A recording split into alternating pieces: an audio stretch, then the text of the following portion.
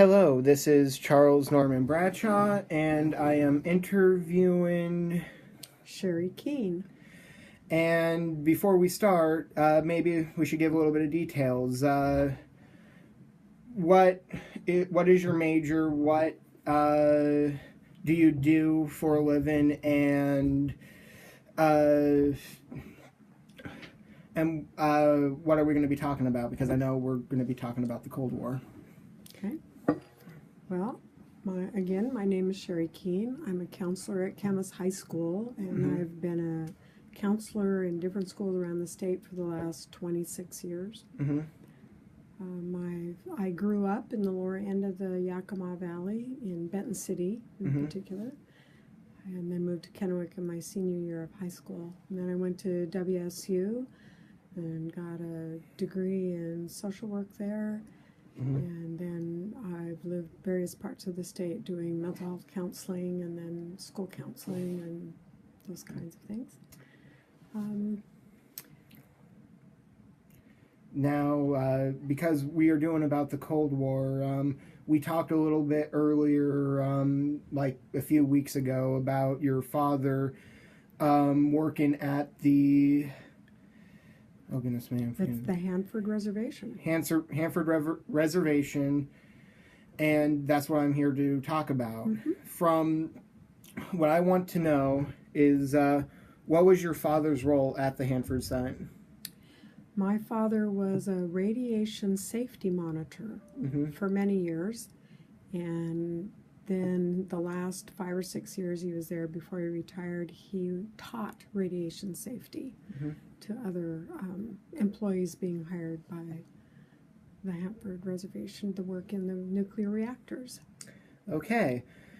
Now, because you had to live near that site, and there was a lot of tension during the Cold War, was there anything that your father could not talk about because of the fear of Soviet spies?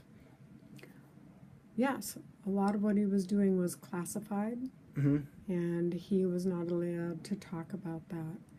It was when they first built the Hanford Reservation, the government came in and basically built the city of Richland.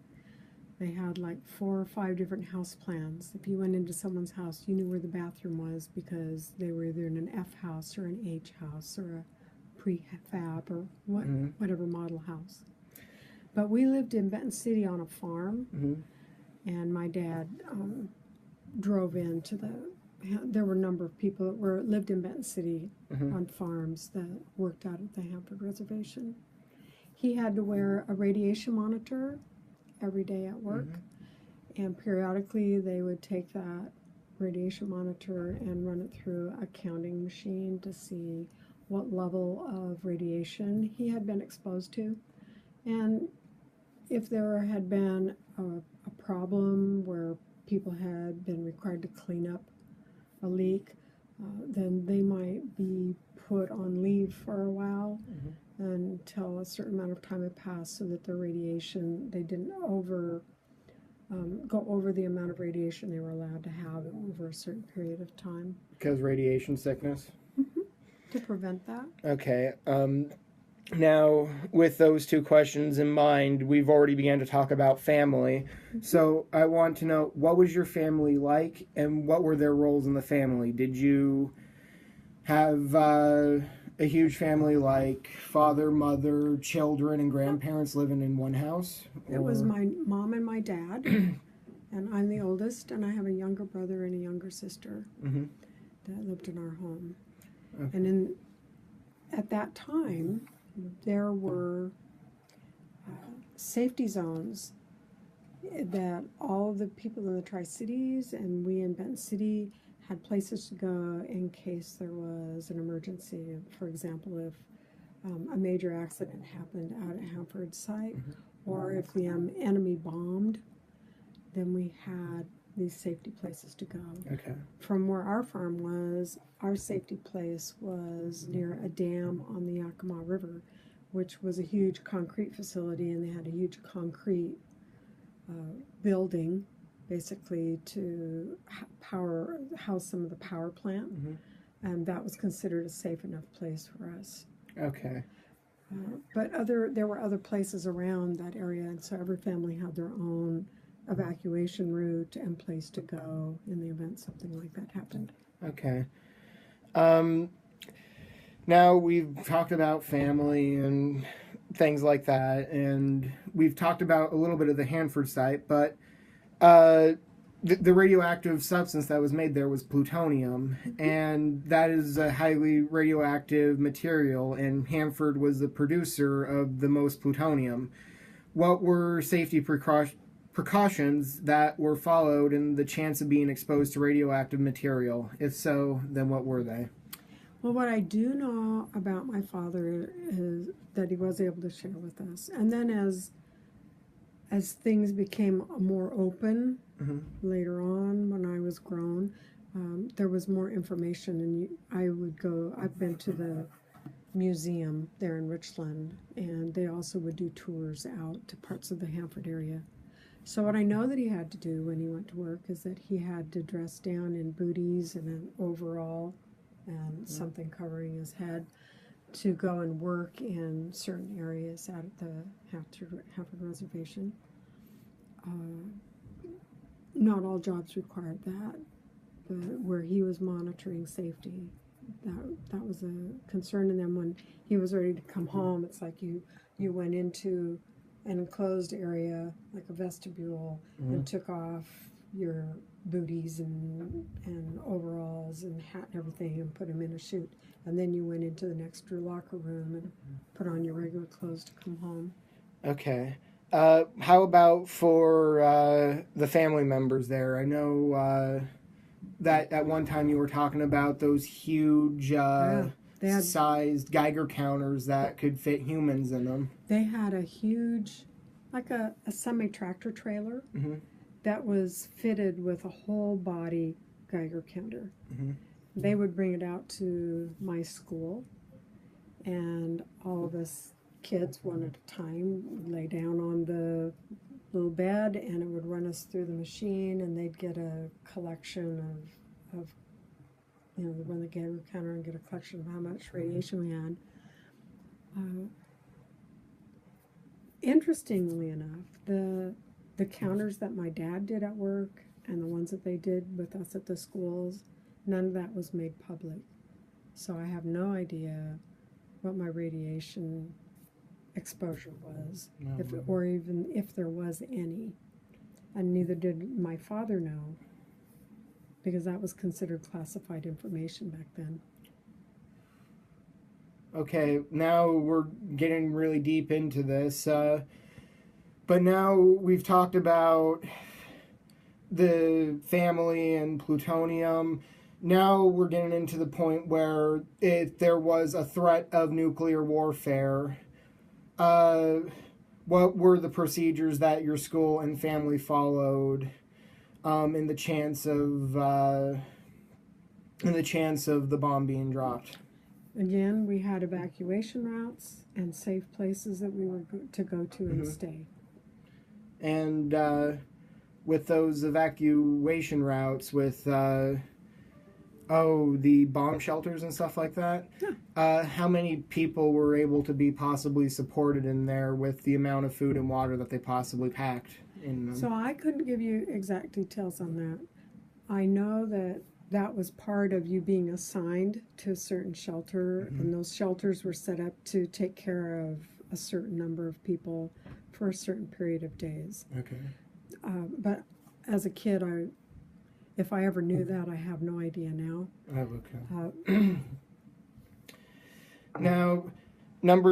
Okay, but truly, if a nuclear bomb was dropped, or if there was a major eruption or accident at the Hanford site, there would be no evacuating, right? Yeah. You know that. Because everybody would be dead. Yeah, we'd all be toasted. And then, this is getting really grim now. So now to kind of back away from all the dark things that we just talked about, what was school like? Was there a stronger emphasis on science and safety procedures? like nuclear bomb drills for elementary school, while higher grades had higher nuclear chemistry or anything like that because you were living near the Hanford site? No, there wasn't. I think that we just had standard high school curriculum, standard elementary curriculum. We did fire drills, just like we do fire drills here, but we didn't do the drop and hide drills that we do now, or this stranger in the building drills that we do. Didn't do any of those back in that day. Okay. It wasn't, you didn't talk about it. Mm-hmm. So we didn't talk about that being a dangerous thing that was nearby. Oh, so it's just out of sight, out of mind type? Right, and the people working there, it was classified information, so they were not to talk about what was going on out there. And it was still a new discovery, a new thing. Mm-hmm. And so there wasn't a lot of information. Years later, when Chernobyl happened, we had a lot more information about what would happen if there was a meltdown at a nuclear plant. And that also gave us more information to be alert to. But back then, it was all new, and they were learning as they went. Okay. Did the public media ever produce local shows on what to do if nuclear war is about to happen? Or was it, like you said, for like schooling and stuff like that, it was just very quiet because it was just... Right, other than the evacuation route and where your shelter was, it wasn't really addressed in the schools. Okay, and now to kind of go into a more broader subject, because this now covers almost all of the Cold War except at the Hanford site, but what role did the news play in your family, and what important news events that were important to you and your family? Let's see. The big thing was, I remember in 5th grade watching a man step onto the moon. They set up the TVs in our school so we could watch that event happen. And that was like, wow, mind-blowing. Mm-hmm. So the space race was a positive event happening on to balance out the Cold War going on. We can pause for a minute until the ring is... Okay, now it's stopped. Vietnam War was happening. That was a really negative thing that was going on. It wasn't, that started in the 60s. So that was a serious issue, but the Cold War was just this kind of underlying spy versus spy stuff going on with Russia, and that we didn't trust Russia, Russia didn't trust us, and so it made stories like the James Bond series hot things because, it was spy versus spy, it was intrigue. We didn't like them, they didn't like us. Mm-hmm. And then the Vietnam War came along, and all of a sudden we had another big issue to deal with, and it sort of took the heat off of what was going on with Russia, because that's what was inflaming people's minds and hearts at that time. Okay, that's interesting. So now we've talked about media, so the news and stuff like that, and now it's time to go on to the staple of the Cold War, movies. Movies, from what I hear, was pretty amazing, and I was wondering, what were the movies like in the movie theater? Were there any of those cartoon shorts that tried to show kids what to do if anything bad happened? More, there were newsreels encouraging people to enlist. Uncle Sam needs you. And Uncle Sam was our government, United States of America. That's what Uncle Sam stood for. And being patriotic.